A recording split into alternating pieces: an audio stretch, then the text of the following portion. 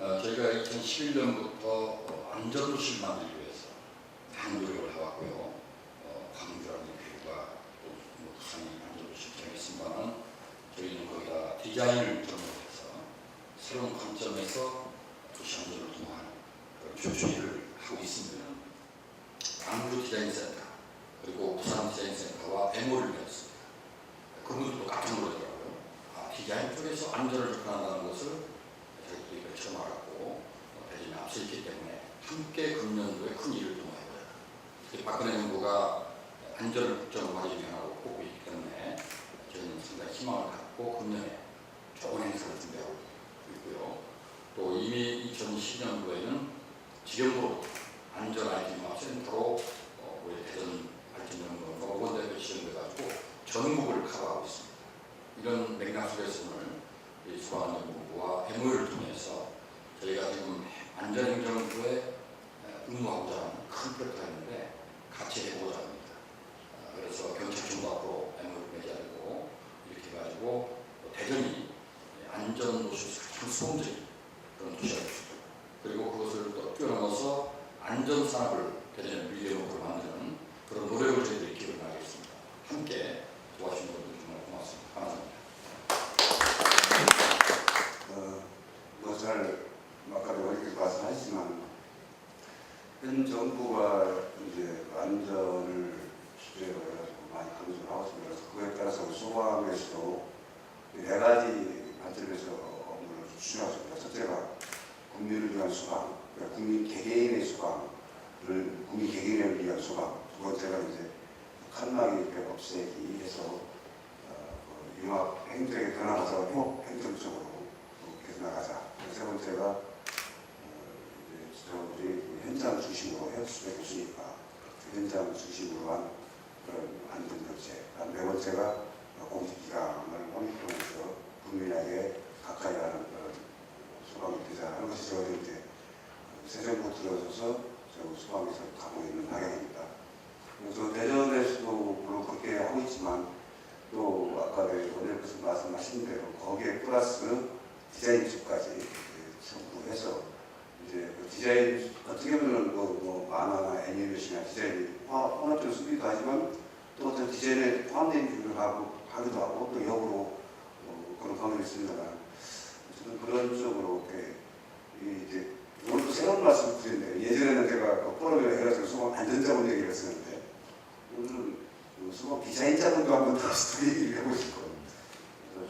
그렇게 대전 발전연구원에서 수고하는 거와 같이 호흡을 하면서 대전의 전국에서 아니면 어떤 건 세계에서 제일 안전한 도시, 1등 도시가 될 수 있도록 최선을 다했습니다. 특히 김경식 위원장님 보셨는데 하여튼 저 수방맨이시고 많이 들에서 도와주시고 너무나 또 잘 아시고 특히 참 하기 힘들었던 훈련 센터를 적극적으로 이렇게 앞서서 만들어주셨고 사생각던 모든 것마다 저는 지원하게 해주셔서 너무 감사드리고 큰 힘을 얻고 있습니다.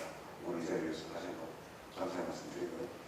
아무튼 우리 안전지원센터장님 가끔 뵀습니다만 앞으로 계속 유행을 가져가지고 좋은 사업, 좋은 아이템 가지고 새로운 거 추구하면서 그렇게 진행되었습니다. 다시 한번 감사의 말씀드립니다. 도시 안전을 위해서 기관 중에 굉장히 중요한 기관이 소방본부입니다. 도시 안전을 위해서는 이제 첫 번째 강조하는 것가 협력인 것 같습니다. 협업인 것 같습니다. 도시 안전을 위해서 여러 부처가 사실은 한 기관에만 이 문제가 해당되는 게 아니기 때문에 여러 기관 간의 협력이 굉장히 중요한데 오늘 또 이 MOU를 통해서 그 협력을 좀 다지고 그런 좋은 사업 아이디어도 같이 공유하면 좋겠습니다. 오늘 MOU에 참석해 주셔서 대단히 감사드립니다. 이제 시민을 대표할 수 있는 우리에서는 저 혼자 잘을 이렇게 하는 것 같은데요. 사실 그동안 이제 이창기 대전 발전 원장님이 153만 되는 시민을 위해서 어떤 것이 시민한테 행복이고 안전함을 줄 수 있는가에 대해서 그동안에 많은 노력을 해주신 것에 대해서 감사하다는 말씀을 드리고 방금 팀장님 말씀하신 한 부분에서만 노력을 한다고 그것이 많은 효과를 얻는 것은 아니거든요. 그래서 오늘같이 이렇게 수박 본부장님도 나오셨습니다만 서로 이런 MOU를 서로의 체결을 해서 같이 협력을 한다면 더 많은 더 큰 효과가 있을 수 생각합니다. 거기에 아무래도 이제 의회에서는 예산이 더 뒷받침되는 것이 있기 때문에 저희들 역시 조금이나마 큰 힘이 돼서 시민들한테 큰 행복이 될 수 있도록 노력하는 그런 것이 되도록 하겠습니다. 고맙습니다.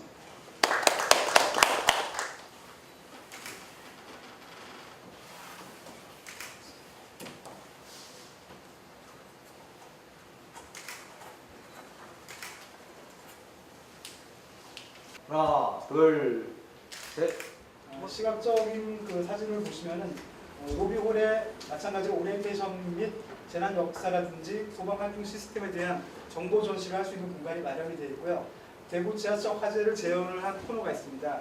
그걸 중심으로 지하철 화재, 지진, 풍수해 같은 이런 자연재해 체험과 소화기 체험이라든지 완강기 사용 그리고 심폐소생술 같은 소방 안전 교육에 대한 것들도 같이 이루어지고 있습니다.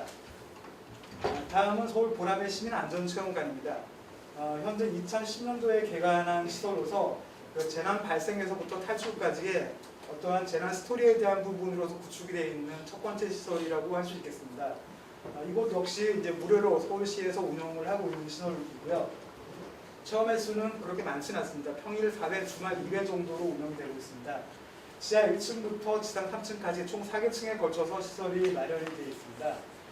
이 공간 역시 그 로비의 오리엔테이션 공간을 중심으로 지진 체험이라든지 풍수해 체험 같은 그 재난에 대한 체험들과 자연재난과 인적 재난에 대한 화재, 여러 가지에 대한 교통사고 이러한 그 내용들을 영상이나 인터랙티브한 체험들을 통해 가지고서 조금은 앞서 보신 체험관들보다는 좀 더 발전된 그 컨텐츠를 운영을 하고 있습니다.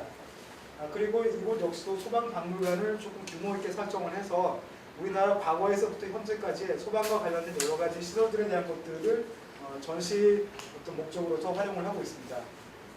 다음은 작년 10월에 그 개장을 해서 운영되고 있는 태백 369 세이프타운입니다. 이곳은 그 앞서 보신 시설과는 조금 다르게 그 테마파크형으로 운영이 되고 있습니다. 그리고 스토리 기반으로 연출이고 지역이 그 강원도 지역이다 보니까 그 광산 지역의 특성을 살린 에듀테인먼트로 활용이 되고 있는 지역입니다. 이용 금액은 성인 15,000원 그리고 어린이 8,000원의 어떤 시설 이용료가 있고요. 이러한 것들이 히어로 체험관, 히어로 어드벤처, 히어로 아카데미라고 하는 그 세 가지의 어떤 상황 테마를 설정을 해가지고서 공간을 마련을 해놨습니다. 내부 시설은 지진 체험이라든지 풍수해 체험 같은 것들이 라이더형으로 구축이 되어 있고요.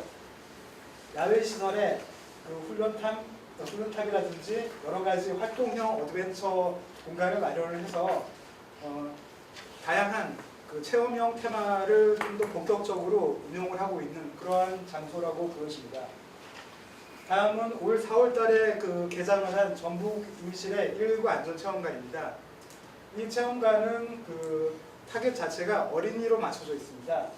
현재 그 본관동, 그다음에 이쪽에 소방관동, 어린이 체험마을 3개의 장소로 구축이 되어 있는데 이곳의 어떤 특징은 교육, 체험, 놀이를 결합한 그런 종합 에듀테인먼트에 대한 관점으로 구성이 되어 있고요. 연령대별 맞춤형 체험이 특징이라고 하겠습니다. 주로 대상은 그 앞서 다른 체험 시설 같은 경우에는 미취학 아동들의 어떤 그 체험 놀이라든지 이런 반영이 조금 어려웠지만은 이곳에서는 어린이 안전마을을 따로 마련을 해서 유아들에 대한 안전 체험에 대한 의식도 같이 교육을 할 수 있는 게 특징이 되겠습니다. 시설로는 재난 종합 체험, 위기 탈출 체험, 그리고 어린이 안전 마을로 구성되어 있는 3개의 테마 공간이고요. 보시다시피 그 유아들을 중심으로 한 다양한 어린이 안전 마을이 굉장히 활성화돼서 운영이 되고 있는 시설이기도 합니다. 그리고 초등학생이라든지 중고교 성인들을 위한 다양한 그레이드에 맞는 체험 시설들이 마련이 되어 있습니다. 그리고 내부에는 역시 그 3D 게임이라든지 이러한 인터랙티브한 그 컨텐츠를 통해 가지고서 좀 더 사람들이 실제감 있고 좀 더 그 몰입감 있는 그러한 체험들이 될 수 있도록 그 시설을 구성을 하였고요. 이러한 것들이 당초 그 설계에서부터 시공에 대한 과정을 조금 더 구체적으로 설명을 드리겠습니다. 이 공간은 처음부터 그 사업 목적 자체가 교육 체험 놀이에 대한 시설을 통해 가지고 안전 체험의 메카, 안전 타운을 조성을 하겠다라는 취지로 마련이 됐습니다. 그래서 전북 임실에 약간 구릉지에 형성이 되어 있는 시설로서 전시 면적은 약 4,500제곱미터가 준비가 되어 있고요. 전체적으로 공간동은 1층과 2층의 공간으로 마련이 되어 있습니다. 이 공간은 초등학생들을 위한 공간이고요. 그 다음에 그 위기 탈출이라는 그 별도의 특별 체험동을 마련해서 이곳은 초등학교 고학년이나 일반인들이 하나의 프로그램을 통해 가지고 체험을 할 수 있는 내용으로 구성이 되어 있습니다.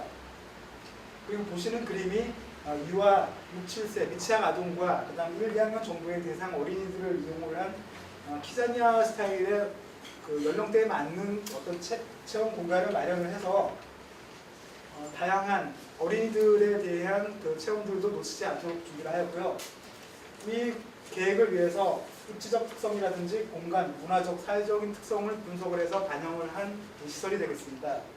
그리고 이용에 대한 그 타겟은 아까 처음에 말씀드린 것처럼 그 초등학생과 그리고 미취학 어린이들이 이용을 할 수 있는 시설로서 어떤 전북 지역에서의 어떤 특화된 첫 번째의 소방 안전 교육 시설이 되겠습니다. 기본 방향은 체험 참여, 행동 요령 숙지, 그리고 자기 평가 및 행동 요령을 각인하는 기본적인 소방 체험 교육에 대한 프로세스로 구성이 되어 있고요. 이러한 것들을 통해서 체험 교육적인 콘텐츠와 체험 프로그램에 대한 것들을 강화시켰습니다. 그리고 이러한 연출 방향들은 공간 설계, 상황 연출, 유지 관리, 운영의 용이 이러한 것들이 모두 만족될 수 있는 그 시설로서 계획이 되어 있고요. 119 안전체험센터에서 생명을 지키는 여정 능력을 배양을 하는 이러한 기본 주제 스토리에 맞춰 가지고서 공간동, 특별체험동, 어린이 안전체험 아이까지 상황이라든지 협력이라든지 비형식적인 논리학습까지 반영이 될 수 있도록 준비가 되어 있습니다. 그럼 공간동에 대한 것들을 간단하게 설명을 다시 한번 드리면 공간동은 보시는 바와 같이 중앙고비 119 광장이 마련이 되어 있고요. 이걸 통해서 2층에 7개의 비상구가 마련이 되어 있습니다.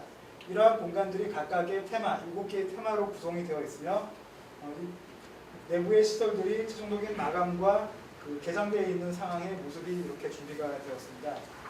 그리고 특별체험동 같은 경우에는 그 위기 탈출이라는 어떤 그 미션을 주어져서 그 미션을 통한 그 체험을 할 수 있는 공간도 구성이 되어 있고요.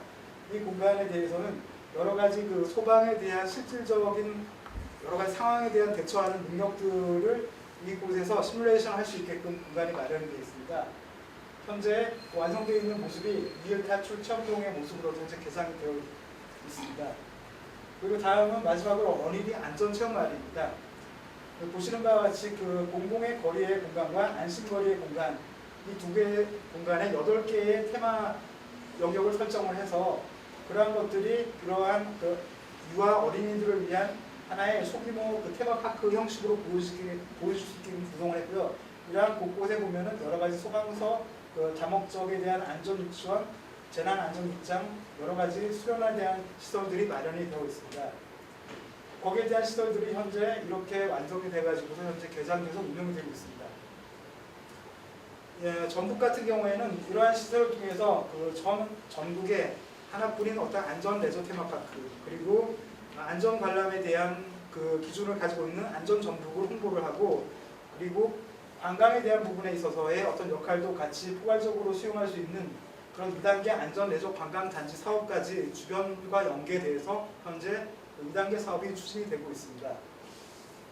이를 통해서 그 시사점 및 제언을 간단하게 말씀을 드리면은 현재 그 이러한 시민 안전 테마파크를 운용을 하고 활용을 했던 시민들의 의식을 들어보면은 실제로 이러한 것들을 통해서 많은 도움을 받고 실질적인 생활에도 안전에 대한 여러 가지의 효과가 증대되고 있다는 걸 알 수가 있습니다. 그래서 저희는 그 시도별 소방 안전 체험관 건립의 어떤 지속적인 추진이 필요하다고 보여지며 몸으로 체득할 수 있는 동적인 체험 코너가 이러한 시설을 중심으로 확장이 되고 그리고 지역에 맞는 특화된 체험 시설이 반드시 설치가 되어야 된다고 봅니다. 또한 이러한 것들이 단순히 건립을 하는 데 그치는 것이 아니라 지속적이고 안정적인 운영을 위한 제도가 마련이 되어야 되고요. 그리고 제도적 지원을 통한 안전적인 체험 교육의 장으로서 계속 발전이 되어야 된다고 봅니다. 네, 이상으로 간단하게 그 소방안전체험관에 대한 시설을 중심으로 한 설명을 마치도록 하겠습니다. 네, 수고하셨습니다. 이어서 소방재난 대응을 위한 GIS 활용이라는 주제 하에 지토피아 시스템의 최정현 박사님께서 간략히 보고드립니다. 잠깐 설명을 드리면 DVC는 저희 도시안전 디자인 포럼의 회원입니다. 그럼 임실 것도 거기에서 네, 저희가 프린트 했습니까? 네, 저희가 네, 전문가 되시. 우리 최종현 연구원도 한 10분에서 15분 이내로 예, 간단하게 말씀드리도록 하겠습니다. 예, 앞서 그 소방 체험관, 소방 안전교육에 대해서 이제 설명을 드렸겠지만 저희 같은 경우에는 실제 소방 행정에 조금이라도 도움이 될 수 있는 그 스마트 도시를 구축하는 데 있어서 스마트 도시가 한쪽 일부에 국한돼서 서비스되는 게 아니라 전반적인 글로벌한 서비스가 이루어짐에 있어서 이 소방이라는 부분이 행정적으로 어떻게 지원이 될 수 있는지에 대해서 간략하게 설명을 드리겠습니다. 말씀드릴 내용은 이제 소방 취약지에 대해서 우선 집중적으로 말씀을 드리겠는데요. 소방 취약지 특성, 그 다음에 이 소방 취약지를 어떻게 분석하고 평가하는지, 이런 분석 평가에 있어서 이제 그 GIS 기술을 도입했을 때 어떤 효과가 있는지, 향후 발전방이 어떤지에 대해서 간략하게 설명을 드리겠습니다. 우선 그 소방 취약지의 특성을 보시면 소방 취약지는 뭐 저희보다도 실제 일산에 계신 분들이 가장 많이 알고 계신데요. 쉽게 말씀드리면 소방 취약지라고 하는 부분들은 화재가 발생했을 때 또는 소방 같은 재난이 발생했을 때 구조라든가 진압이 어렵고 또는 어떤 화재가 발생함으로써 인해서 대형 화재로 번질 수 있는 것들을 소방 취약지라고 명명을 하고 있습니다. 그런 소방 취약지의 특성을 보게 되면 시장 지역 같은 경우는 건물들이 밀집돼 있고 화재가 한번 발생이 되면은 어떤 그 진화라든가 이런 부분에 많은 어려움을 겪게 되는 그런 곳입니다. 최근에 그 2월 18일 날 인사동 화재 같은 경우에도 상당히 이제 노후된 건물들과 밀집돼 있는 지역이다 보니까 상당히 큰 재산 피해가 발생했던 그런 상황이 발생을 했었고요. 뿐만 아니라 이제 목조 건물들이 그 밀집돼 있는 지역 또는 이게 이런 목조 건물 중에서는 또 문화재들이 상당히 많이 포함이 되어 있습니다. 그리고 이런 목조 건물들은 화재가 발생하게 되면 말 그대로 발화성이 굉장히 높은 그런 재질이다 보니까 금방 뭐 전부 전소가 되거나 또는 확산이 굉장히 빠른 그런 특성을 가지고 있고요. 다음은 이제 고지대 및 주거밀집 지역인데 이런 부분들은 사실은 좀 생활이 빈곤한 분들이 많이 몰려 있는 곳입니다. 그러다 보니까 화재에 대한 어떤 예방이라든가 아까 앞서 설명드린 대로 안전체험이라든가 이런 부분들이 굉장히 미흡한 곳에 계신 분들입니다. 이런 부분들이 또 역시 화재에 취약한 곳이고요. 다음에 이제 최근에는 그 초고층 화재, 얼마 전에 이제 부산 우승골드 스위트 화재 같은 경우에 화재가 발생하는 초고층까지 굉장히 급속도로 먼저 올라가는 그런 양상을 아마 TV를 통해서 많이 보셨을 겁니다. 그런 이제 최근에 그 초고층 건축물에 대한 어떤 그런 부분도 화재의 취약지보다 또는 취약성을 분명히 분석을 해봐야 된다라고 하는 부분이 대두가 되고 있습니다. 그리고 이제 공장 밀집죠. 이건 뭐 대부분 다 아시겠지만 대규모 화학공업단지라든가 이런 부분 한번 화재가 발생을 하면 옆으로 계속 번지고 폭발 사고로 발생할 수 있는 그런 부분이 있습니다. 뭐 대전에도 이와 유사한 것들이 좀 산재되어 있는 것으로 알고 있습니다. 다음에 이제 지금 많이 뭐 이제 언론에 대두되고 있는 부분들이 그 지하 공간입니다. 단순히 이제 지하철 사고에 의해 가지고 인명 피해가 발생하고 했다라고 하지만 사실은 언론에 공개되지 않는 지하 공간에서의 그 화재 사고들이 상당히 많습니다. 예를 들어 전력선, 통신구 같은 데에 화재가 발생을 하게 되면 일대 지역의 어떤 통신과 전력 공급이 불가능한 그런 상황들이 발생을 합니다. 그러다 보니까 이제 지하 공간도 화재의 어떤 취약한 지구다라고 이런 공간에 대한 어떤 특성들이 분명히 있게 됩니다. 그래서 이런 공간상에서의 어떤 취약한 특성들을 어떻게 분석을 하고 평가를 해서 여기가 소방에 좀 취약한 지구다라고 하는 부분들을 평가를 할 수 있는 부분이 있습니다. 그런데 최근에는 우리가 이제 전국적으로 보면 한 70%가 산림 지역인데요. 산불이 발생을 해서 이것이 어떤 주택가로 번지는 불태 확산이라든가 이런 거에 의해서 주택가로 번지는 이런 부분들이 화재 양상을 많이 보이고 있습니다. 그러다 보니까 어떻게 보면 산불 자체도 소방에 취약한 곳이지만 주택가와 인접한 그런 어떤 산불 지역도 소방에 어떤 취약한 지역이다라고 분류를 해볼 수가 있습니다. 이러한 어떤 그 소방에 취약한 부분들을 분류되어 있는 어떤 현행 제도적인 부분을 보게 되면은 뭐 국토의 대행 이용에 관한 법률에서 방화지구가 이제 건축법이랑 같이 해서 방화지구가 정의가 되어 있고요. 소방기본법에는 화재 경계지구가 정의가 되어 있습니다. 그러나 이제 제가 오늘 말씀드리는 사항들은 이제 화재에 좀 국한된 부분인데요. 이런 부분들이 실질적으로 과연 정확한 분석과 평가를 통해서 이루어진 지구들인가라는 부분에 대한 한 번쯤의 어떤 그 행정적 의문을 한번 가져볼 수가 있을 것 같습니다. 그렇다면 현행 그 소방법에서 정의되어 있는 사항에 화재 경계지구, 화재 방화지구 이분들의 어떤 특성을 살펴보면은 최근에 화재 경계지구는 지금 아래 표에서 보시는 바와 같이 그 2008년도를 지나서부터 경계지구의 지정 개소수는 줄어들고 있습니다.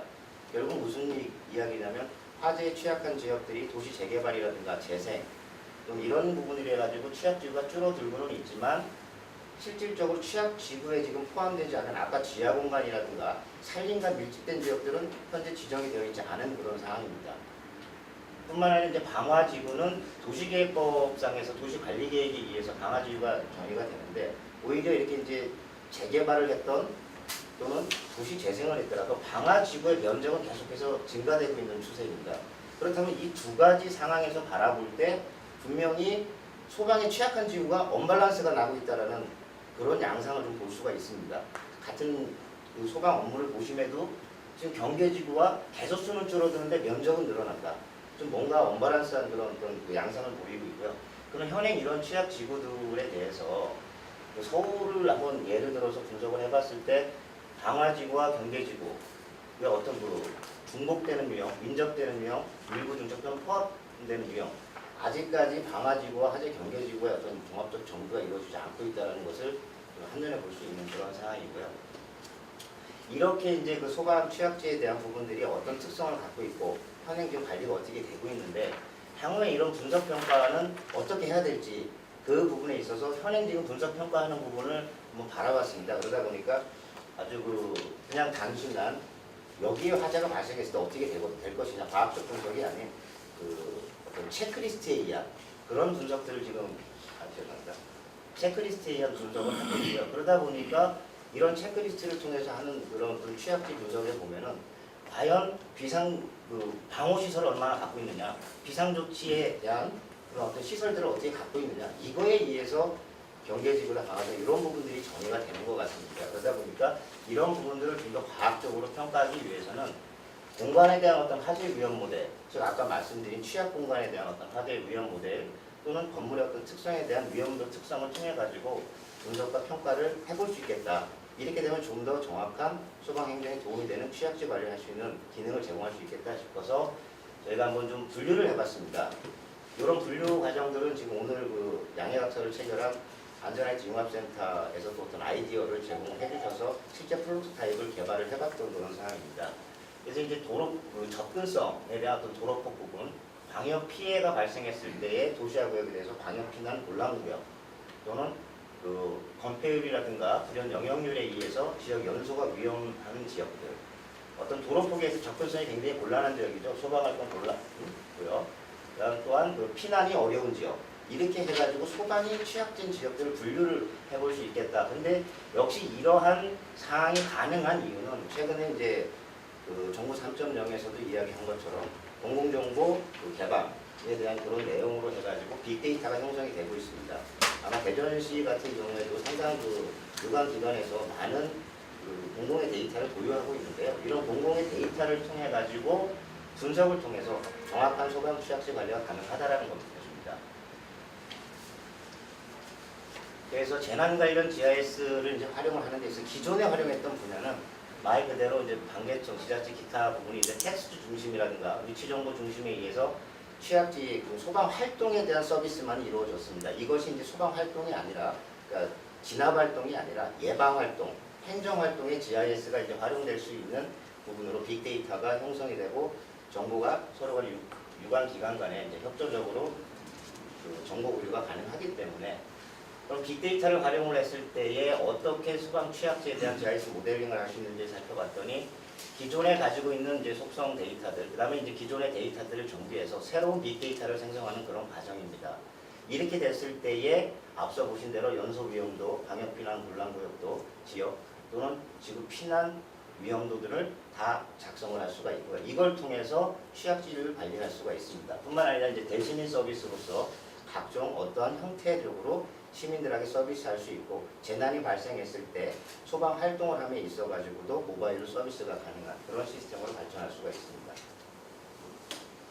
그러한 이제 앞서 설명드린 대로 취약지를 관리하는 데 있어서 대시민 서비스가 될 수 있는 그런 부분들은 행정동별로 건축물 용도에 따른 화재 위험도를 다 분석해 볼 수가 있고 또는 건축물 구조 또는 용도에 따른 화재 위험도를 분석해 볼 수 있고 노후에 따른 분석 또는 소방 설비를 갖추고 있느냐 없느냐라는 부분 또는 공간적인 부분 그 다음에 화재가 발생했던 이력들에 대해서 다 중첩을 해서 아까 말씀드린 그런 분석들과 다 오버레이를 통해 가지고 행정 업무에 활용하시고 대시민 서비스를 할 수 있는 그런 상황입니다.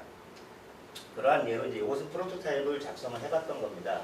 그러니까 화재 이력에 대한 주제라든가 이런 부분 지금 보시는 대로 건물 노후 또는 119 소방 취약 부분 현재 소방에서 좀 취약한 지구라고 선정한 부분들도 분석을 해서 서로 간에 확인할 수 있는 그런 상황들이고요. 그 다음에 여기에서도 역시 건물 노후에 대한 주제도를 작성을 해서 소방에 취약한 지구들을 분포를 추출해낼 수 있고 여기를 어떻게 관리할 것인가라는 의사결정을 하실 수 있는 기초자료를 제공해 드릴 수가 있습니다. 이건 이제 대전을 중심으로 적용을 해봤던 건데요. 역시 대전 같은 경우에는 이 공간 정보뿐만 아니라 각종 행정 정보들을 소방본부에서도 활용하실 수 있는 근간이 마련이 되어 있습니다. 그걸 통해 가지고 산불이 발생했을 때 주택가로 발화가 연결될 수 있는 부분들을 한번 분석을 해봤던 그러한 취약도 분석하는 그런 사례들입니다. 역시 이제 요거는 기존 지구들을 한번 같이 분석을 해봤던 사항들이고요. 이러한 사항들을 통해 가지고 지금 이제 소방 취약지를 관리하는데 보다 스마트한 도시를 만드는 데 있어서 소방 취약지 관리는 굉장히 중요한 하나의 테마다라는 판단에서 현재로서는 기반 환경이 어느 정도 조성이 되어 있습니다. 이런 기반 환경을 통해서 필요한 어떤 기반 환경을 통해 가지고 필요한 소방인들의 의사결정을 하시는데 가장 적절한 지원 시스템으로 발전할 수가 있고요. 향후에는 이러한 지원 시스템들이 실시간 현장 지원 고도화로 발전해 나갈 수 있는 그러한 상황입니다. 이상으로 발표를 마치도록 하겠습니다. 대전은 어느 지역보다 이제 IT가 발달되어 있기 때문에 이런 걸 잘 접목한다면 전국적으로 아주 시범적인 사업을 유치할 수도 있고 이걸 통해서 전국에 확산하는 효과가 있다 이렇게 생각이 돼서 의미 있는 그런 발표들이라고 생각합니다. 언젠가도 프랑스 어린이들을 조사해봤습니다만은 가장 희망하는 직업이 소방관 아닙니까? 네, 소방관. 우리 아이들도 대통령, 국회의원이지만은 정말 프랑스 아이들이 가장 존경하는 인물, 또 우리가 꼭 희망하는 직업 소방관인데 정말 우리 사회에서 소방관들의 이제 이미지가 인식이 상당히 높아지고 있는 것 같습니다. 이런 상황에서 우리가 어떤 화재가 벌어지고 나면은 피해가 크기 때문에 예방이 중요한데 그렇게 하기 위해서는 학습이 정말 일상적인 학습이 매우 중요하고 또 이런 화재를 사고를 줄이기 위해서는 이런 GIS라든지 IT를 접목하는 노력이 중요하다 하는 차원에서 이걸 가지고 이제 우리 대전은 스마트 세이프티 시티를 만들라고 합니다. 저희가 지금 안전행정부에 건의하고 시범 사업을 끌어올려는 것이 바로 똑똑하고 안전한 도시, 똑똑한 기술을 이용해서 안전한 도시를 만듭니다. 이것이 저희의 목표거든요. 그런 차원에서 오늘 전문가 4분을 모시고 2분이 발표했고 이제 전문가 4분을 모시고 각 분야에 대한 진단과 처방을 좀 드리도록 하겠습니다. 먼저 소개를 드리면은 대전광역시 의회에서 행정자치위원회 소속이시고 운영위원장 맡으신 김경식 의원님 자리 함께했습니다. 박수로 환영해 주시죠. 고맙습니다. 또 우리 소방본부장이신 김성현 본부장님 자리 함께 해주셨습니다. 또 모건대학교 방지센터장 맡으시는 이현태 교수님 자리 함께 해주셨습니다. 대전 경실련 우리 이광진 사무처장 자리 함께 해주셨습니다. 우리 경실련에서도 어린이 안전을 위한 여러 가지 운동을 펼치고 있고 그런 것들을 최근에 이제 모건대 방지센터, 대전발전연구원 도시안전 디자인센터가 융합을 해서 정말 어린이들의 안전 체험학습 그리고 또 시민들의 안전학습 이런 것들을 같이 주도하고 있습니다.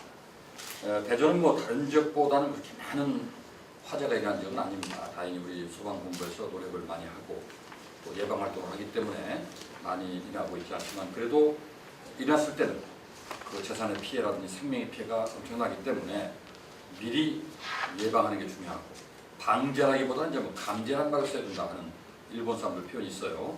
완전히 막을 수는 없고 피해를 최소화시켜야 된다. 그런 걸 위해서 우리가 학습이라든지 또 이런 GIS를 이용한 여러 가지 예방 활동을 해야 된다 이런 말씀을 드렸는데 먼저 우리 대전의 소방 행정의 실태 정말 다른 도시와 비해서 우리 대전의 화재 발생 건수라든지 피해라든지 그러면서 우리 대전시 소방 행정이 어떻게 잘 대응하고 있는지를 김성현 본부장께서 한번 좀 소개를 한번 짧게 좀 해주시죠. 저들은 사실 대전은 아까 원장님 말씀하셨지만 다른 지역보다 상당히 안전한 도시고 큰 대형 사고도 없습니다. 근데 그것이 언제까지 갈 것이냐는 것은 우리 스스로도 예측 못하는 거죠. 대한민국의 지진이 안전하다는데 지금은 또 아니라고 하니까.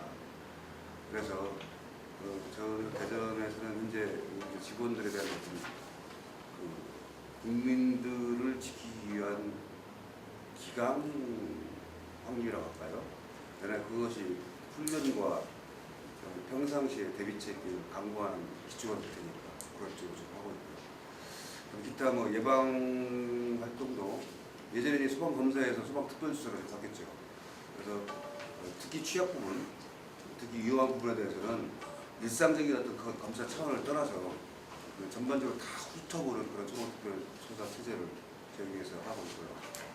그다음에는 이제 제일 중요한 것이 이제 홍보고 교육인데 그쪽 부분도 오히려 다른 데들 진압이라든가 경계 그 대비보다는 더 중점적으로 지금 신경을 쓰고 추진을 하고 있습니다. 이 안전한 도시가 계속 더 안전할 수 있도록 저희 시스템을 항상 챙기고 체계화하도록 해서 나가겠습니다. 뭐 그다음 얘기를 좀 가볍게 좀 진행을 하겠습니다. 너무 그래요. 무거운 것 같아가지고. 저는 가장 중요한 것을 뭐라고 생각하냐면요. 소방관이 행복해야 시민이 행복하다고 생각하고 있습니다. 그게 왜냐면은 직장에 출근을 해서 뭔가 환경하고 분위기가 살아나야지 현장 가서 서비스도 즐겁게 할 수 있는 거 그런 의미를 가지고 시민들이 피부로 느끼는 게 오거든요. 현 정부도 국민의 행복이 아니라 국민 개개인의 행복을 주장하듯이 우리도 그렇게 나가려고 하는데 그러면 소방관은 개개인이 행복해야 됩니다. 그런데 지금 대전소방에서 가장 제가 아쉽게 생각해요. 환경이라고 제일 예를 들어서 중부소방서 같은 데가 우리는 37년 됐어요. 근데 우리가 대전역 앞에 쪽방이 많습니다. 그래서 우리 소방에서도 그 쪽방에 대한 특별대책을 추진하고 있고 하고 있는데 정작 우리 소방공무원은 쪽방에서 살고 있어요 지금. 특히 중부소방서 정말 쪽방입니다. 그리고 저 건물이 언제 부를지 몰라가지고 리모델도 지금 못한 상태입니다. 그래서 지금 대전역 주변에 동광장 그쪽 부분에 지금 한 2,000평 땅이 좀 나와가지고 좀 추진을 하는 한 200억 가량 된다고요. 그래서 저는 그게 우리 수건 사업이고 저도 대전 본부장을 하고 있는 한 가지인 거 추진하고 싶고 기타 이제 우리 김경식 위원장님 많이 도와주셔가지고 구암센터라든가 가수원센터는 바로 추진을 좀 하고 있고 또 훈련센터도 올해 말에 개장을 해서 여기 오늘 말씀하신 안전체험관 병용하는 그런 걸로 이제 운영을 좀 하겠지만 기타 뭐 산내 또 태평도 지나가도 보였잖아요. 그 대피 시작 앞에 있는 거기도 완전 쪽방입니다. 그런 이전 문제를 해야 되는데 문제는 이제 예산 문제입니다. 그걸 한꺼번에 할 수 없기 때문에 지금 10기년 계획을 수립해서 시장 결제를 내가지고 지금 하고 있는데 상당히 잘 아시겠지만 저도 매번 하는 주장이지만 소방은 어떤 사고가 안 나면 잊혀지거든요. 그런 예산 투자를 한다면 그건 아직 괜찮잖아라는 차원에서 후순위에 밀립니다.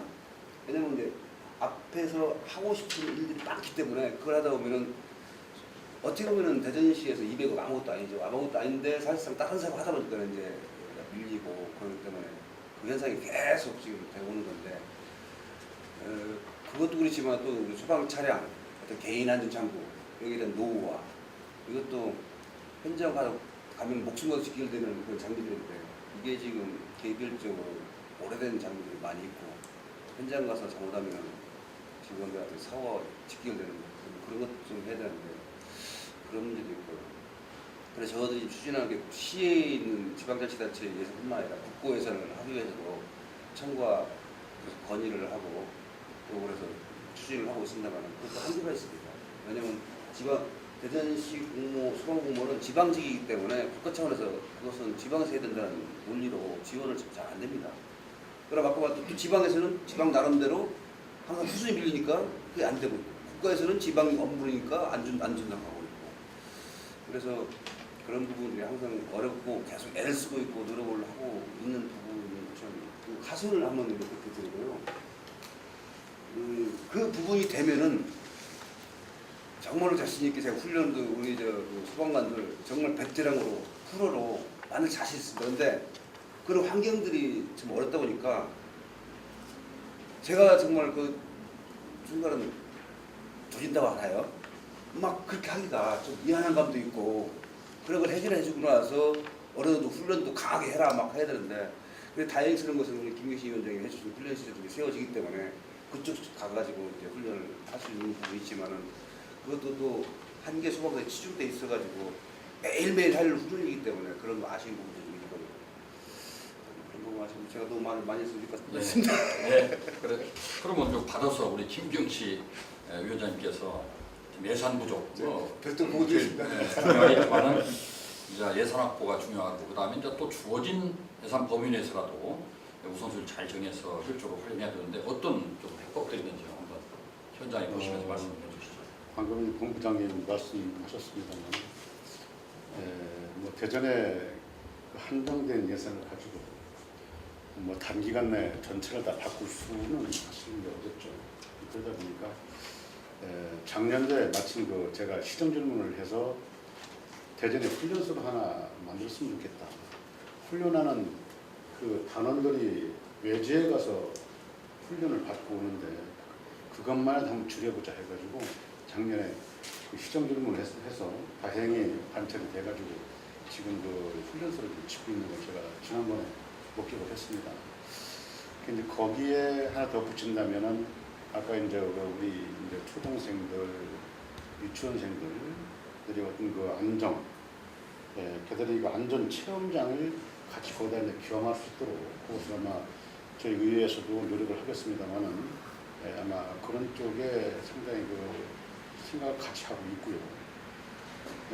그리고 다행히 금년에 가수원과 구항 두 개의 119센터를 예산이 확보가 돼서 아마 금년에 아마 새로 이렇게 될 것 같습니다만은 거기에 이제 아까 이제 그 중부 소방서에 또 거기는 제가 가보지 못했었기 때문에 그 내용을 몰랐습니다. 아까 우리 이광민 처장님이 말씀하신 내용을 듣고 거기도 제가 한번 꼭 가봐야 되겠다 그런 생각 갖고요. 뭐 앞에 잠깐 말씀드렸습니다만은 한꺼번에 모든 것을 다 이룰 수는 없지만은 이러한 관심을 갖고 또 대전 시민의 행복은 바로 또 우리 안전하고 직결된 거기 때문에 최선을 다해서 뒷받침이 될 수 있도록 그 노력을 해보도록 하겠습니다. 고맙습니다. 네, 고맙습니다. 이렇게 관심을 갖는 것 자체가 매우 중요하고 이현태 센터장님께서는 아무래도 방지 쪽의 전문가인데 대전 소방 행정을 보면서 이런 부분을 좀 보완됐으면 좋겠다. 이왕이면 좀 말씀을 좀 해주시죠.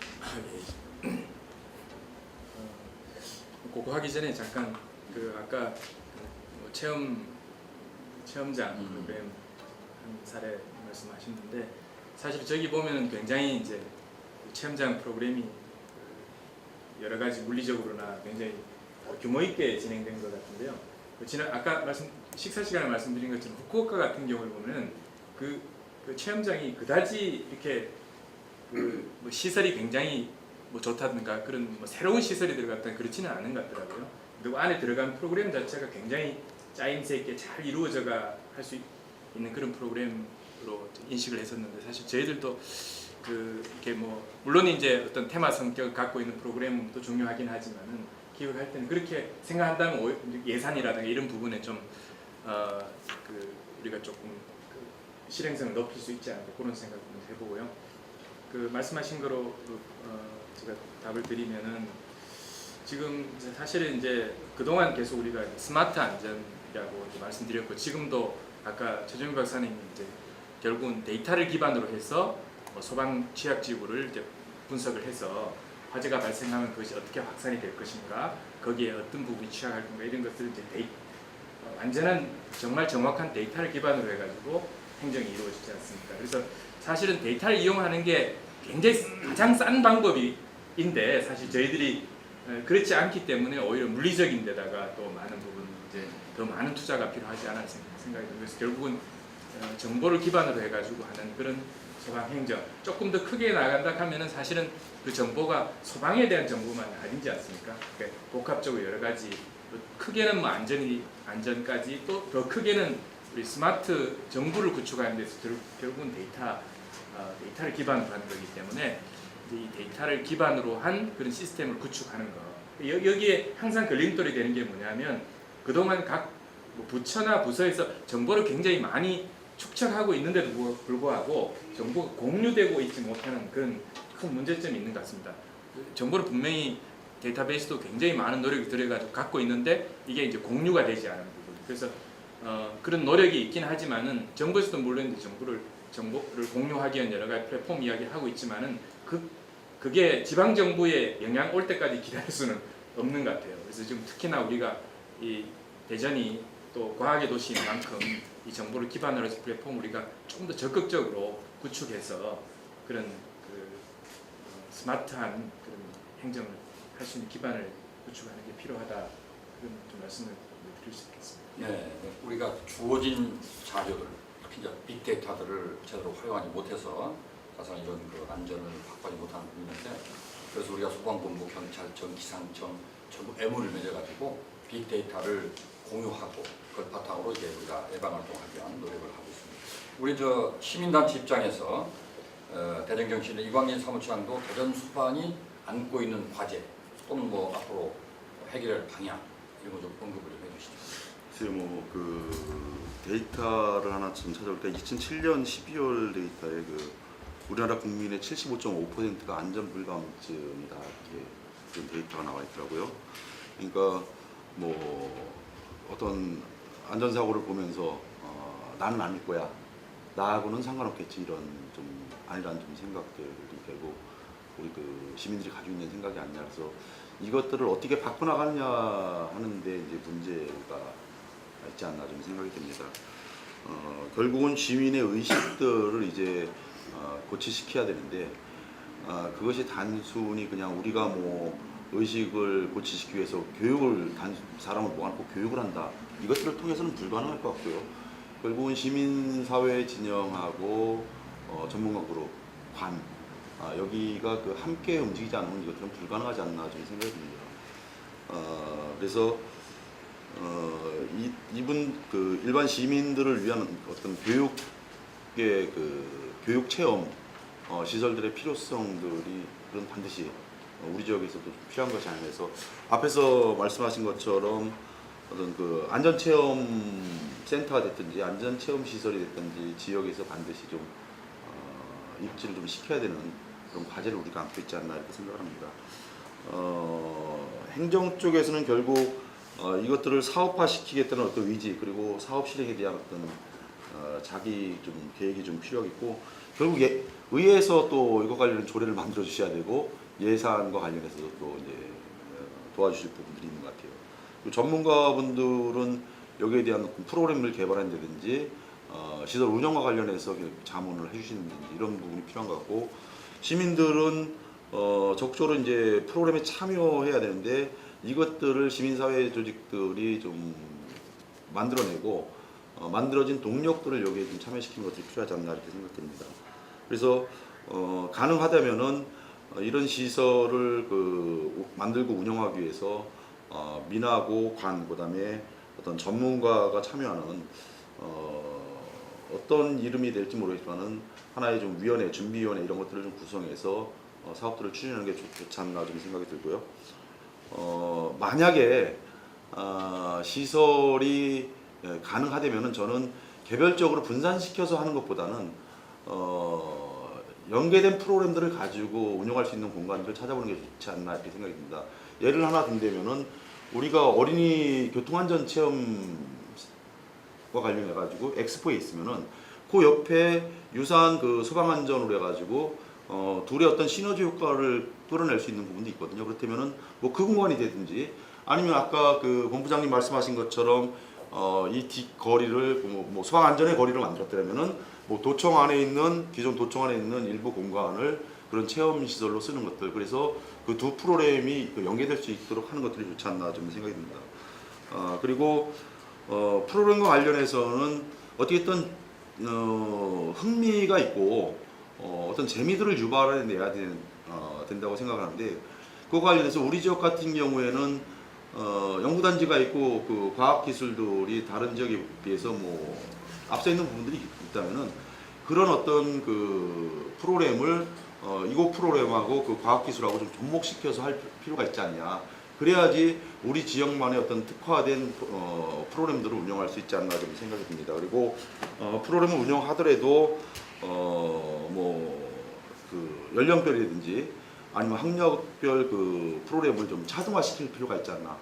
그리고 그 프로그램과 동시에 지역에서 자원봉사자들을 모집하고 그것들을 통합 관리하는 그 어떤 뭐 은행이랄까요, 데이터베이스를 구축하고 거기에 참여하는 자원봉사자들도 그곳에서 함께 그 교육시킴으로써 일반 체험과 어떤 전문적으로 자원봉사하는 그룹들이 체험 교육하는 것들을 동시에 좀 이뤄내는 것들이 프로그램을 진행하는데 좀 좋지 않겠나 좀 생각을 합니다.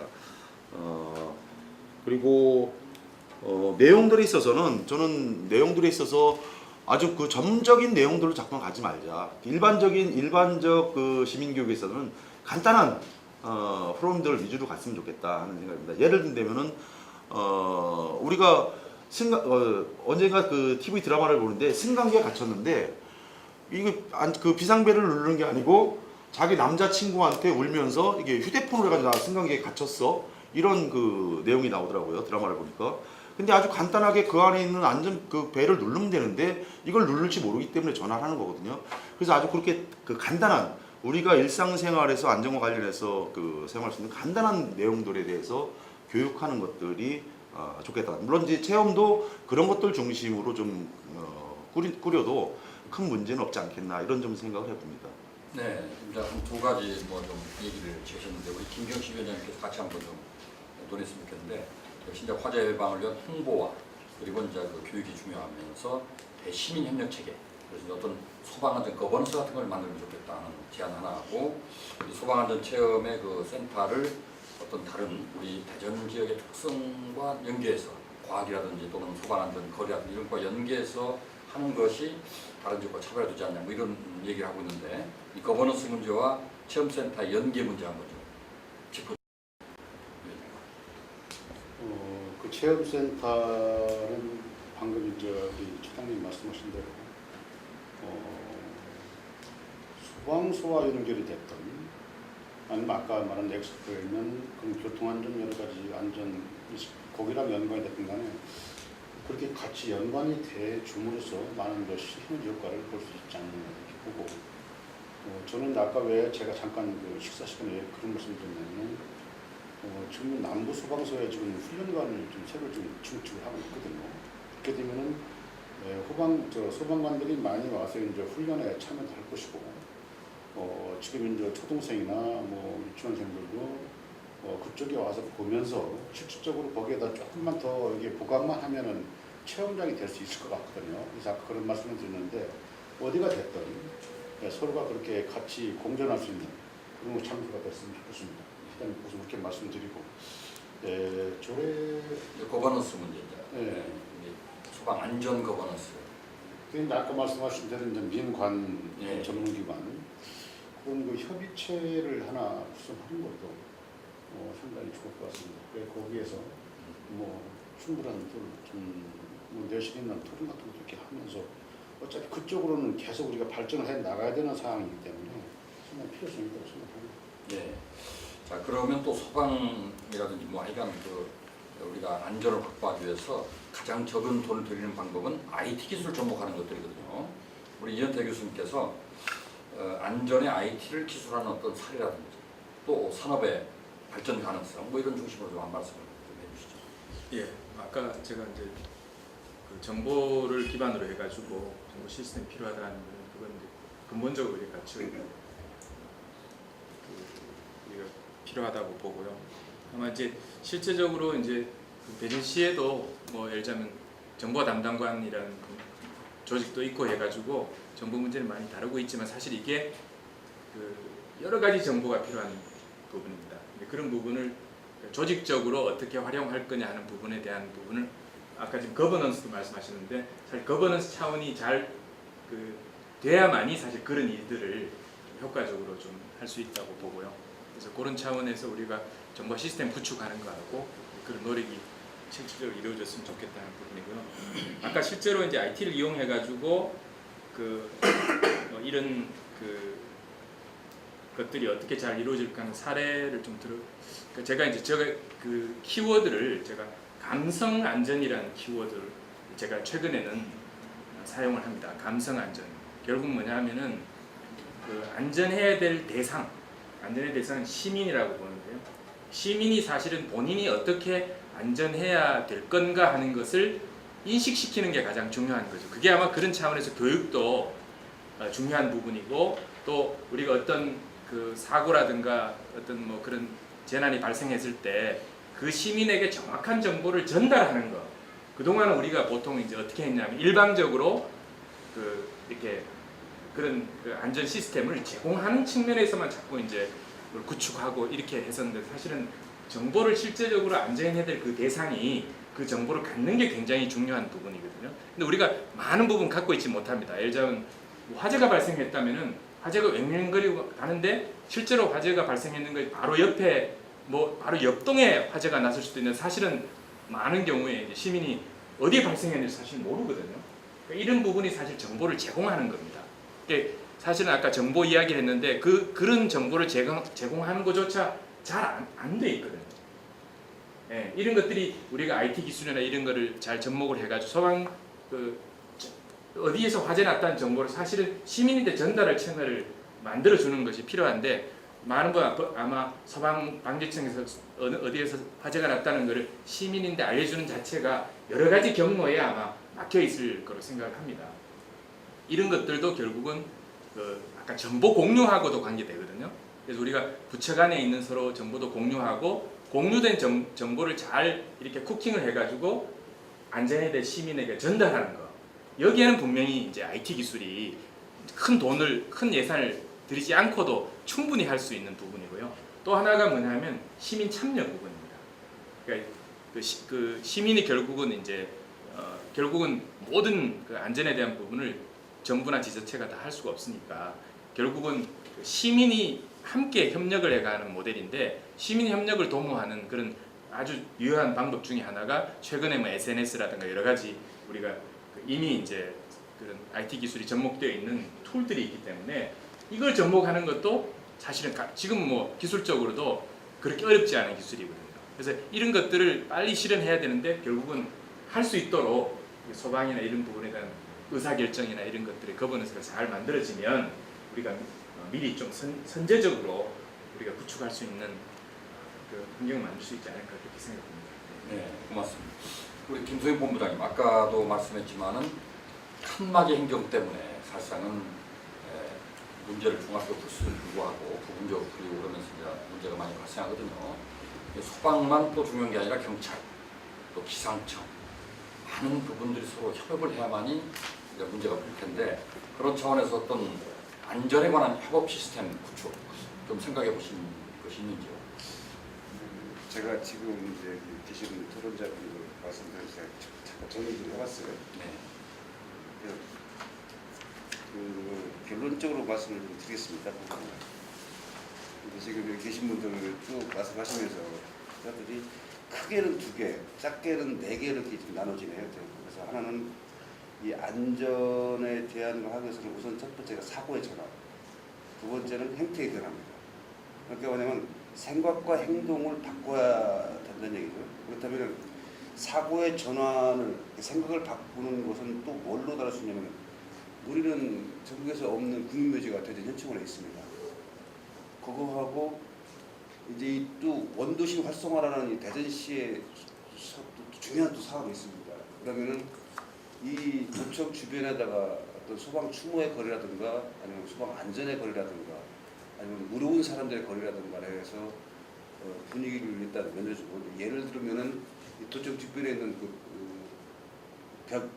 담 거기다가 어떤 스토리가 있는 뭐 안전에 관련된 벽화 따라서 거기에 결부되어 있는 기타의 사상대회 뭐 노래장은 좀 나올 수가 있을 테고 또 여러 가지 다른 어떤 아이템들을 적용해서 할 수 있는 것 있게 되면은 그런 거를 그냥 와서 봄으로 인해 가지고 어떤 사고의 전환을 할 수 있는 마음의 차선을 가질 수 있는 것도 되고 단지 그것만 해서 끝나는 게 아니라 다음에 이 사람들이 이걸 끝나고 나면은 이제 복수동에 있는 우리 훈련 시설을 또 가입그름해서 아까 이 위원장님께서 말씀하셨지만은 기왕에 저기가 훈련 시설이 된다면은 지금 우리 사무처장께서 말씀하신 교통안전센터나 또 어떤 다른 데로 해서 시설을 또 만드는 것보다는 오히려 그 시설을 활용해서 후쿠오카 견학도 한번 필요하면 가고요. 그래서 그게 적은 물론 이제 임실이라든가 뭐 천안이나 그런 데보다는 훨씬 작은 소규모 시설이 되겠지만 그것도 효율적으로 운영을 해서 안전 체험할 수 있는 걸로 전환이나 같이 병용을 하게 되면 가능하게 되거든요. 그래서 그런 것도 하면서 하나 이제 IT에 결부되는 것입니다. 그러면서 이제 좀 전에 말씀하셨지만 사실 그런 어떤 그 정보의 제공은 소방 제공 재난 알림 프로그램이라고 있습니다. 아시겠지만 그다음에 또 저도 그 중앙 소방방지에서 SNS를 통해 가지고 하는 그 다 있어요. 이게 뭐냐면 국민들이 홍보가 안 돼가지고 모르기 때문에 지금 사람을 안 하는 거거든요. 그럼 이것을 어떻게 효과적으로 활용하는 거 하고 또 하나는 그게 활용이 안 되냐면은 재미가 없어졌습니다. 흥미가 없기 때문에 들어가보지를 않아요. 그래서 저는 제가 아까 잠깐 우리 이현태 박사님한테 말씀드렸지만 게임 산업하고 애니메이션 산업하고 연관시켜서 그런 것들을 만들어내거나 안전체험 부분도 지금 애니팡이 얼마나 많이 오고 가고 있습니까? 카톡을 이용한 거라든지 그런 것들을 안전 관련 게임을 만들어서 보급하게 되면 자동적으로 전 국민한테 교육이 되고 잘하면 세계적인 수품도 나올 수 있을 테고 그래서 그런 쪽을 하는데 지금 우리가 각 소방서에서 심폐소생술 교육을 하고 있거든요. 이런 심폐소생술 교육이 지금 어느덧 지금 이제 막 확산이 되고 있습니다. 그러다 보면 안전체험도 아까 우리 좋은 말씀하셨는데 이광희 사무처님께서 이걸 전문적이고 어려운 걸 하지 말고 쉽고 간단한 걸 하자. 바로 그런 것들이 심폐소생술은 이것만 하면 되거든요. 이것만 하면 되기 때문에 사람들이 다 이게 접근이 됩니다. 근데 우리 뭐 소화기를 이렇게 쏜다 저렇게 한다 이렇게 하게 되면은 그런 부분들이 어렵게 보이기 때문에 접근을 안 합니다. 그래서 그런 어떤 IT 산업을 이용한 게임 결부시켜서 애니메이션 결부시켜서 하는 쪽으로 가주게 되면은 지금 뭐 사무처장이 말씀하신 그런 부분도 쉽게 하시는 교육도 나올 수 있을 거라고 보고요. 그래서 다시 한 번 말씀드리지만 그 행태 변화와 사고의 전환을 이루는 어떤 국민묘지를 이용한 그 소방 뭐 안전의 거리 또 안전체험관 그다음 게임 산업 그렇게 해서 이 크게는 2개, 작게는 4개 정도 구분해서 가면서 결과적으로 이런 것들을 하기 위해서는 협의체를 구성해야 되고 조례를 해야 된다는 얘기죠. 그냥 갈 수는 없는 우리 생각대로 갈 수 없기 때문에 그렇게 하면서 그것을 이제 안전 거버넌스로 연결시키는 작업을 하면 되지 않을까라는 장황의 수고를 했습니다. 예, 고맙습니다. 제가 좀 압축을 해본다면은 결국은 이제 이 화재 예방이든 또 안전을 확보하기 위해서는 역시 홍보와 교육 체험이 중요하다 이런 말씀들을 우리가 주기를 할 수 있고 또 그런 것들을 좀 더 한 단계 나간다면 IT를 접목해서 이제 실생활에서 안전 활동할 수 있는 것인데 체험센터로 이제 얘기가 좀 모아졌으니까 지금 우리 김병희 선생님이 여러 가지 지금 뭐 광나루라든지 또는 임실이라든지 대구 사례를 발표했는데 대구가 한 250억 들었죠? 네, 그러니까 보니까 매칭 펀드로 해서 국비 50%, 시비 50%, 시민성금 됐는데 우리 같은 경우 이미 이제 훈련관 옆에 한다면 큰 돈을 들이지 않고도 그럼 국비가 지원됩니까? 아이고 안 됩니다. 안 되고요. 완전히 그 시비로만 해야 됩니까? 그런 상황에서는 일단은 1차적으로 12 중심이 되지 않을까 싶습니다. 예. 12 중심으로. 대규모 단지로 그런 하는 경우에는 건데, 어떻게 되나요? 예를 들어서 엑스포 같은 경우에는 지금 이제 그 교통안전 체험 시설이 있단 말이에요. 그럼 대전시가 토지를 저기 자기 부담으로 토지를 내놓고 국비 일부를 갖다가 건물을 짓고 해서 하는 형태는 그 가능한가요?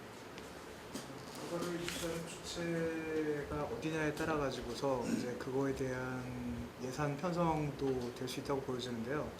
물론 이제 대전시가 주체가 되는 방법도 있고 소방방재청이 주체가 되는 방법도 있고 몇 가지 방법이 있을 것 같습니다. 그리고 이제 그러한 자금들이나 예산들이 모여지는 그 프로그램도 사실 다양하게 있기 때문에 방법적인 논의는 충분히 할 가치가 있다고 잠깐 보여집니다. 설명 좀 드릴까요? 예. 왜냐면 제가 청해 연구실에 정책 과정을 했었기 때문에 그 부분을 제가 추진을 했었고 어떻게 돌아가는지 알고 있습니다. 지금 아까 내가 7군데 얘기를 했잖아요. 지금 전북 임시를 하고 태백하고 천안도 하고 또 지금 부산도 하고 있어요. 부산 집중. 예, 그런데 그걸 이제 기재부에서 지금 어떻게 어떤 조건에서 그 사업을 저들하고 협약이 됐냐면은 서울 있고 서울은 인천, 서울, 경기 하는 대로요. 강원도는 태백에서 하고 경상북도 여기는 대구에서 하고 경상남도 부산 쪽은 부산에서 하고 그다음 충청권은 천안에서 하고 전라권은 임시에서 한다 이렇게 해가지고 지금 국가 지원을 해줄 겁니다. 근데 대전에서 그런 차원에서 볼 때 대전에서 다시 국가 예산을 들여가지고 안전체험을 만드는 것은 사실상 기재부 협조가 없기는 더 힘들 겁니다. 그런 상황이 있습니다. 네, 그건 우리가 분명히 알아야 될까. 그렇다면은 12로 해둔다면 네. 그 모델 케이스가 후쿠오카 겁니다. 복잡하지 않으면서도 충분히 시민들이 체험을 할 수 있는 그런 공간이기 때문에 내년 2월에 한번 우리 의원님들 모시고 한번 같이 후쿠오카 방문할 수 있도록 뭐 소방본부도 준비하시고 안 되면 저희 도시안전 디자인 포럼에서도 준비해가지고 좀 시찰단을 만들어서 후쿠오카 모델이 아마 우리 대전시에 가장 적합할 것 같아요. 저기 국무부회장 그 후쿠오카 하는 거 계획 좀 수립합시다. 네, 한 2월쯤에 한번 이렇게 해서 좀 작업을 하는 걸로 그렇게 하겠습니다. 자, 오늘 하여간 여러 가지 얘기를 잘 나눴고요. 오늘 이광진 차장. 네, 그 오늘 이제 제가 사무실에 나오면서 우리 사무실하고 앞 사무실 사람들을 좀 만나서 얘기를 해봤어요. 우리가 이제 경보를 많이 발행하잖아요. 네. 발행하잖아요. 그 사이렌을. 근데 사이렌과 관련해 가지고 너 사이렌 그 경보 발령하는 거 관련해서 구분하냐? 뭐 어떤 사이렌이 뭔지 아냐 했을 때 아는 사람이 없더라고요. 그러니까 우리가 예를 들어서 아무리 행정관청에서 그런 체계를 만들어서 사이렌 경보 발령을 해도 시민들은 그냥 다 똑같은 사이렌인 거죠. 그게 무슨 사이렌인 걸 전혀 모르고 있거든요. 그래서 그런 부분에 있어서 좀 그 신경을 써서 좀 홍보해 줄 필요가 있지 않나 좀 부탁을 좀 드리겠습니다. 응급 환자나 아니면 어디가 화재가 났다든가 사이렌 소리를 다릅니다 지금. 좀 다르게 해서 예, 달라요. 달라요. 어? 예. 아 다르다. 예, 다른 게 그걸 우리는 모르고 근데 있는데 시민들이 모른다는 거죠. 네. 저도 모르고 있었어요. 예, 우리 저도 몰랐어요. 네. 경찰하고도 다르고요. 아. 사이렌 소리가 좀 다르고. 그런 것들을 좀 이렇게 애니메이션을 통해서도 홍보해서 시민들이 알게 해야 될 것 같아요. 일본은 그 애니메이션을 많이 하지 않습니까? 시민들이 쉽게 받아들이거든요. 그런 점에서 소방본부에 너무 많은 요구를 하는 것 같은데 우리 사람들이 제가 오늘 숙제가 많이 가져가네요. 이제 모든 이러한 그 뭔가를 한번 바꿔보겠다고 생각하면은 일을 하기 쉽게 하기 위해서는 조례로 개정이 되면은 일하기가 쉬워요. 그래서 그러한 것을 저한테 좀 주시고 하면은 제가 그 의원 발의를 해서 뭐 조례는 또 개정을 하면 되는 거니까. 네. 그래서 그런 것을 같이 협조를 해주시고 해서 저도 우리 의회 차원에서 할 수 있는 것을 이렇게 협조가 되도록 최선을 다하겠습니다. 그래서 오늘 부탁하는 드릴게요. 네. 우리 박사님 죄송한 부탁을 드리는데 저 혼자 하기가 좀 너무 숙제가 많아가지고 그래서 아까 봐도 추방 추모의 거래라든가 아니면 안전체험 이걸 좀 세부적으로 꼭 가는 거라든가 그걸 우리 저 담당 충북 계장하고 같이 좀 하시가 좀 기획을 간단하게 좀 해주시면은 제가 되게 큰 도움이 예, 됐습니다. 아이콘 저희가 전에 그렇게 넘겨주시죠. 그러면 의회에서 의회 발표해가지고 당연히 좀 시켜주면 좋겠습니다. 그래서 여기서 이제 기본 우리 박사님이 기본이 나오면은 그 토달해가지고 저희들도 사고 붙이고 해가지고 의원님 예. 갖다 드리게 하겠습니다. 그렇게 하겠습니다. 먼저 우리 홍보 말씀하시고 홍보. 그러니까 최근에 저희들도 저희가 이제 만든 시스템 중에 하나가 예를 들자면 제세동기 예, 예. 요새 의무적으로 설치하도록 되어 있잖아요. 예, 예. 제세동기하고 이 사이니지 그러니까 그 정보를 전달할 사이즈가 두 개를 결합해 놓은 그런 시도도 있거든요.